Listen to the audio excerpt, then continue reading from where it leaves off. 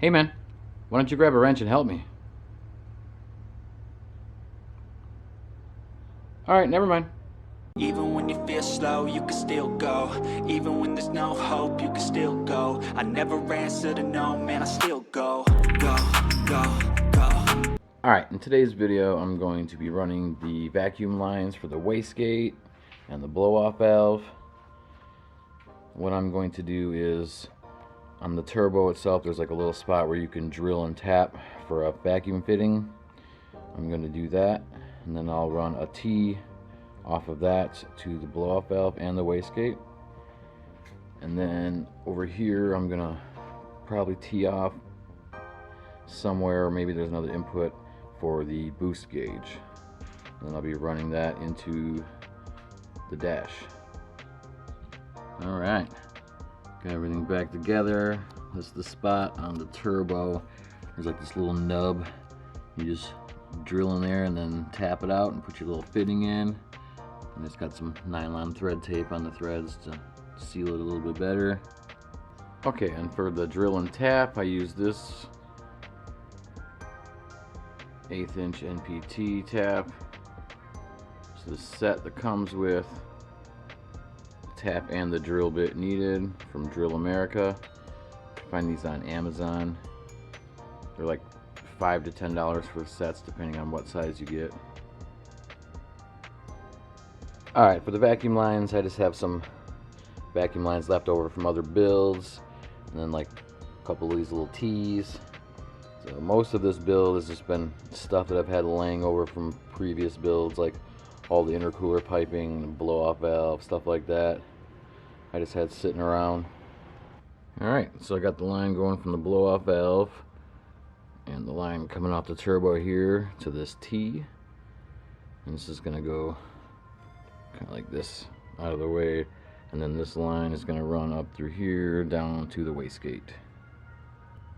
Alright, got the lines ran for the wastegate and the blow-off valve. Pop this tube up here,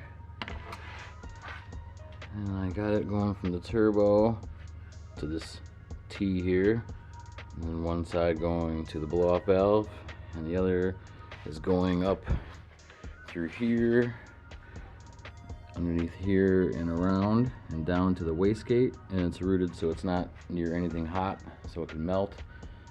I will also be putting like that fiberglass heat shield stuff around anything that's hot. Like I have the manifold wrapped in the turbo blanket, but still I'm going to add some like heat shielding around like the wires and stuff like that to go in there.